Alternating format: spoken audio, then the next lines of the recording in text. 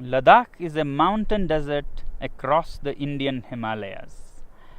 In the rain shadow of the mighty mountains, it's so high and dry that it's often called moonland. It looks more like a moonscape or a Marsscape. Well, this one is a picture of the Mars. Often called Little Tibet, this region remains landlocked, cut off from the rest of the world for half the year.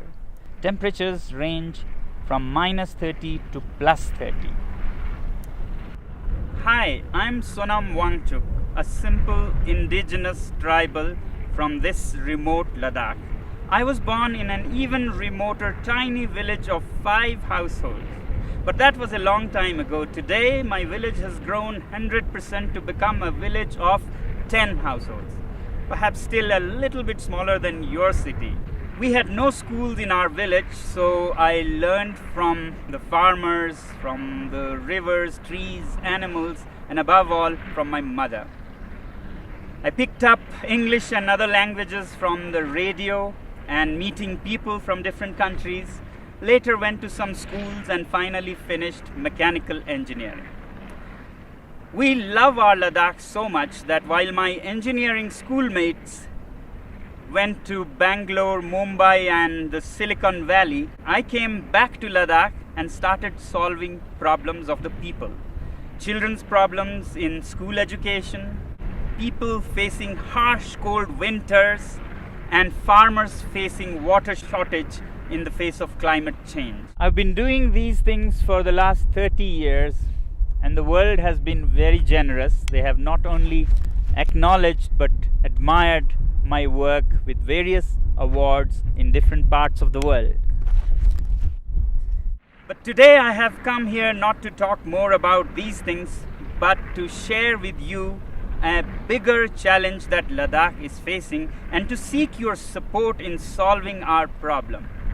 Yes, you can solve our problem, and not only that, you have the power to even avert a world war. Let me explain how. This is Ladakh.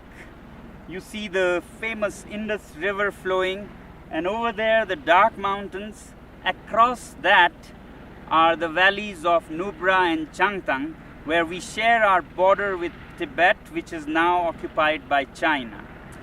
You may have heard that for the past few weeks, Chinese army has intruded deep inside Indian territory.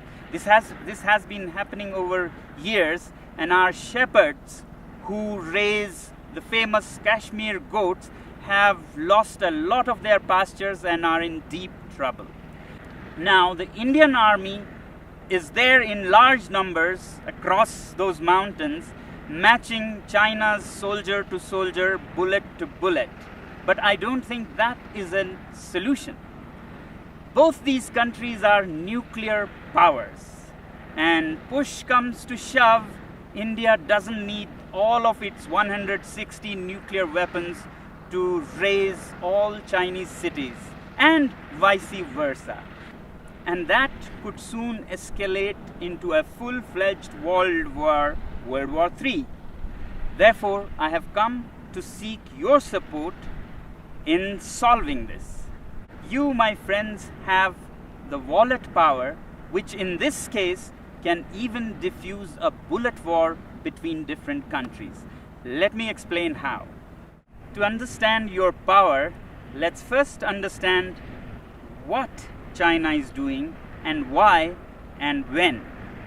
Although China claims that Indian soldiers intruded into its territory, it could not be a coincidence that at the same time, in the months of April and May, Vietnamese decide to bother China. Taiwan and the US Navy also decide to bother China. And the timing is important. This is the time when the whole world is dealing with the pandemic. Who would even think of border disputes? But one country has serious reasons to do that, and that is China. China, being a totalitarian regime, fears not so much the bullet power of India or the US. What it fears most is its own people. the 1.4 billion people that work like bonded laborers without many rights and enrich this regime, when they are angry, there's a situation for an uprising, a revolt. And today, after the COVID pandemic, people in China are furious with their government for how they handled the pandemic. Chinese businesses are shut, factories are shut, unemployment reaches 20%. And it's time for an uprising. And that's when China picks up fights with several of its neighbors to divert the attention of angry citizens from the economy to nationalism. And this is not the first time China is doing this. From 1958 to 62, during the worst Great Chinese Famine, when people in China were very, very upset, Mao decided to invade India. And now Xi is doing the same thing again. Well, this is the simple analysis of my simple tribal mind. If this be the case, then we, the citizens of the world, should use our wallet judiciously and hit China where it hurts most, the economy. If enough people around the world decide that we will no longer buy Chinese goods and sponsor this regime, then that will see their worst nightmares coming true. And I think this is the only way we can bring the Chinese regime on the discussion table for peace dialogues. We must always clearly remember that when we say China, it's the regime and not the civilization, not the people. In fact, the Chinese people are themselves the greatest victim in this. And that's why, my friends, I've come to seek your support. We use so many Chinese products, software, hardware, from apps and software that sends millions and millions of dollars to China to products like clothing, phones, computers. If we boycott these goods, it'll send a clear message to China that the world is not happy with you. But is it right to boycott goods from a particular country? When normally not, when it is among equal partners. But my simple tribal mind says that China is not a normal country. If the world was a club of peaceful sheep, China is a wolf in sheep's clothing. It doesn't respect the rules of the game. It's a totalitarian regime run by a clique. It's not representative of its people. In fact, its people are just an instrument for its expansionist ambitions. It doesn't respect international customs or bodies like the WHO, and we saw because of its behavior how the COVID spread so much and caused so much suffering. Yet, we, the people of the world, also have double standards. We overlook everything and just want trade with it. In 1947, China gobbled up Inner Mongolia. We were silent. We wanted trade. Later, Tibet, with its 6 million Tibetan Buddhists, were annexed. We were silent. We wanted trade. And then Xinjiang, with its 10 million Uighur Muslims, were gobbled up. We were silent. We wanted trade. In fact, 60% of today's China is occupied territory. But we overlook that because we want trade. But the biggest victims of this regime are the 1.4 billion Chinese. They work like bonded laborers, have hardly any rights, and if they raise their voice, they disappear. China has already blocked and banned Twitter, Google, Facebook, and keeps its people from all the information of the free world. And now with the Belt and Roads Initiative, China is laying a debt trap around the world. Already, countries like Sri Lanka have lost their land as they couldn't pay the debts. Pakistan is soon becoming a colony of this kind. In Africa, Djibouti has already lost its land for China. Countries like Tonga have debts that amount to 44% of its GDP. After Asia and Africa, they're soon arriving in Europe, where assets are being built all over Central Asia and Europe with loans from Chinese companies and contracts given to Chinese companies with very high rates, and when you can't repay the loans, you lose your land.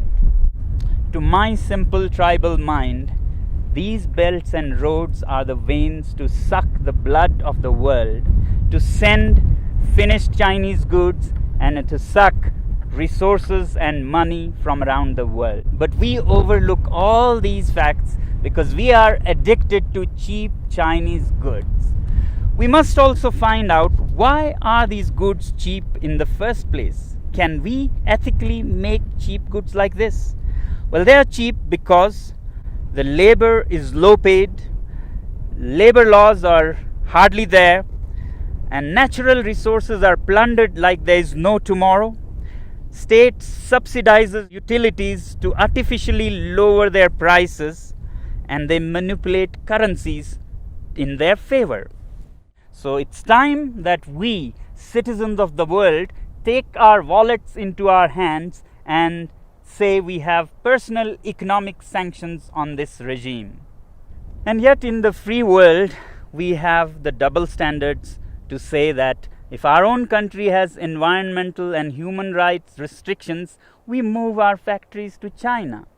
Well, aren't Chinese people human beings with human rights? Isn't nature in China a part of this planet? Now, some people would ask, is it practical? How can we manage without Chinese goods? And what are the alternatives?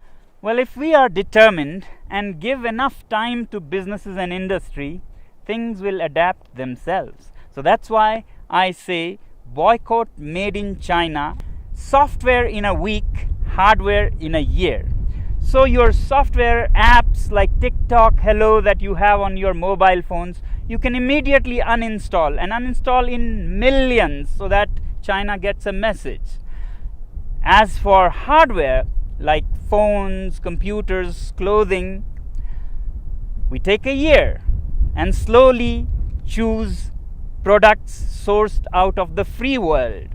And my simple tribal analysis says that if you give time and clear determination, then businesses will adapt. A new ecosystem will develop where there'll be enough goods to cater to people who don't want to buy Chinese goods. Just like vegan people or Jain community, they don't eat certain things, they don't go hungry. Businesses adapt and they get what they want with time.